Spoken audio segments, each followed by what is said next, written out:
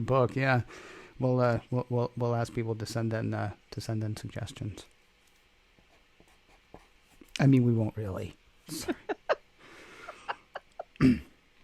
Can if you want to. I don't know. It's pod feet. It's pod feet.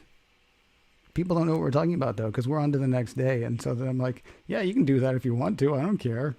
It's horrible. Right, but we aren't going to ask them. That's no way to be. Allison Sheridan is here with us, everybody. Allison Sheridan. She is the host of NosillaCast. Tell people about that, because we haven't mentioned it much this week. Yeah, so it's a technology geek podcast with an ever so slight Apple bias that has been coming out every single week for 15 years. Haven't missed an episode. It's can be about programming, about photography, about apps, about me going to the Table of Sadness back when we used to be able to go into Apple stores. A big part of it is... Hold on. What is the Table of Sadness? I can't find it right now. I can't reach it, but I had Steve make me a little placard that I take with me when you go to that table at the Apple store for repairs. It's just like, it is the Table of Sadness. You look around, there's nobody happy. Everybody is sad because their thing is broken. It's like being in the emergency room or something. It's just such a miserable place to sit. It's kind of worse, though, because in the emergency room, at least they take you to a bay and you're off by yourself. Like, there used to be something about sitting at the Genius Bar that you're like, yeah, I'm sitting at the Genius Bar. I've, like, graduated to this place now, so I know I'm being taken care of. Now they just drop you off in the middle of the store, and they're like, yeah, so somebody will help you. It's like, nobody's going to help me. Nobody can. And it comes out every, remind me, because... Sunday night? Are you live on that Sunday night? Yeah, I did the show. Do you do that live? Yeah, at 5 o'clock Pacific time. I do it in front of a live audience. So the show isn't live video. It's the making of the show that's live video. So it's an excuse for people to get together and talk to each other and give me a hard time and tell me when I say the date wrong so I can back up and fix it. Or if I say something really stupid, sometimes they catch it. Oh, nice. Yeah, it's a real nice community of people. It's not real big, but it's just people who like each other. It's a real nice group of people. Really, really nice community people. So, but I have a lot of fun doing that, and I also do Chit Chat Across the Pond, which is an interview show where I talk to people I find interesting in tech. Cool. So, and you can find out about all of that at podfeet.com, PODFEET, podfeet.com. So, I feel like an idiot for the question I'm going to ask. I wanted to talk to you about things that things that happen to you, things that happen that let you know that we live right now in the future. And the reason this came up for me is because I had an issue the other night where my internet was down. So I had edited actually the episode of In a Few Minutes for, I think it was Wednesday. So Tuesday night my internet was down. I had edited the episode. But while I was editing the episode, my internet went down, and I thought, well, now I'm hosed. I can't post my show. Except here's the thing: I had the file on my Mac, and I had my iPhone, which had a working cellular connection. So I actually Bluetoothed. I can't remember to what, but somewhere I was able to send the file to my phone. I was then able to upload it from my phone to Libsyn. And I was able to publish it. And I thought, man, I live in the future.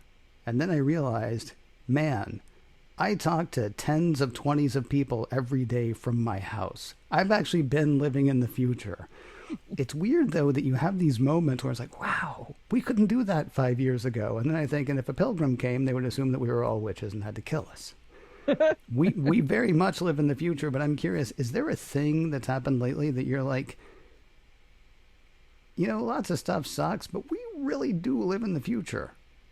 Yeah, definitely. I think what's good is if you can continuously notice it, because it's real easy to notice that everything's terrible. Back in 1992, there was an app called See You, See Me, written by some people from Cornell University, and it was a method of video conferencing. And the picture, I'm looking up trying to see how big it was, but it was maybe an inch by an inch, maybe a little bit bigger, and it was black and white, and 8-bit didn't even begin. That was probably rounding up to call it 8-bit. And Right. Steve and I and our friend Ron got it working between his house, a mile and a half away from mine, and we got a connection where we were able to look at each other with our eyesight cameras. You remember the eyesight? That was a Yeah. cylinder that you stuck. It was firewire, went on your Mac. And I remember at the time, I'm not a good visionary at all, but I just went, whoa, I can see the future. I can see where we will be right now. I mean, I'm talking to Ken Ray. You're, well, actually right down the road, but we could be different parts of the world. Right. But, to be able, I just saw what was going to be, and I am continuously amazed by it to this day, even though the reality has been achieved for quite some time. In a single day, I had Helma from the Netherlands on Skype with me screen sharing to her, where she was helping me learn more about version control and software development and using Git and GitHub and all this. And we were doing merges and all this great computing stuff on my Mac. And in that same day, I had a video call with Dr. Marianne Gary out of the University of Waikato in New Zealand, where we're working on an idea where I'm going to help her with a class she's going to teach. And so I talked to the Netherlands and New Zealand, literally, I mean, we're encompassing the globe here on the same day. And I still go, do you realize how cool this is? This is amazing. It's recognizing that even though I could do it a year ago, I still get blown away every time it happens. I just love it. Makes me happy. So what do you suppose? It's just being human, isn't it? I mean, I wonder what it is that we sort of lose sight of that. Like every now and then, I'm amazed that I have a printer. I have a printer. Look what I can do. Look what I can do. I'm sorry, we're not doing video. I don't know why I did that. We can do that. I can draw something and I can scan it and I can put it on the. I mean, it's amazing to me, and it's like all the stuff that we just sort of like take for granted now. My Apple Watch. I get mad when my Apple Watch doesn't understand what I'm saying to it. My Timex Indiglo never understood what I was saying to it, but of course I never talked to it because there was no expectation that it might understand what I was saying to it. I feel like an idiot because, I don't think you should feel like an idiot, though, for being amazed by the stuff that we actually do have, because you're right. I mean, nobody is on the news going, did you guys know you can actually video conference with people? Now they're just using the video conferencing that we can all use to go, man, everything sucks, huh? Here's sport. Oh, no, wait, I'm sorry, no sports. Oh, well, actually, little sports. We can put fake people in the stands at baseball games. Not sure we should, but we can do that. It's kind of a... On what you were saying, have you ever seen the Louis C.K. bit he did? I don't think we're allowed to talk about him anymore, but go ahead. It's about exactly what you were just saying. He said he was on this plane and they announced that they had internet on the plane. Oh, wow. And that people were going to be able to do things on the internet on the plane, and it broke partway through. And the guy next to him was like, well, this sucks. And he was calling, and he's like, you just found out that this technology existed literally 10 minutes ago, and right. And it was too slow. That's what it was. It was too slow. And he looked at the guy and he goes, it's going to space. Yeah, right. It's going to a satellite and back down, and the guy's complaining. I think it's too easy to forget. Yeah, but we're not allowed to talk about him. But anymore. I have another good future thing. Go, please do. There's a video. I put a link to it. Somebody from Twitter posted it. Kevin McGill posted it. There is a video of a solar eclipse happening on another planet. Curiosity's mast cam captured the moon Phobos occluding the sun on April 4th from Mars. Really? And we can watch that.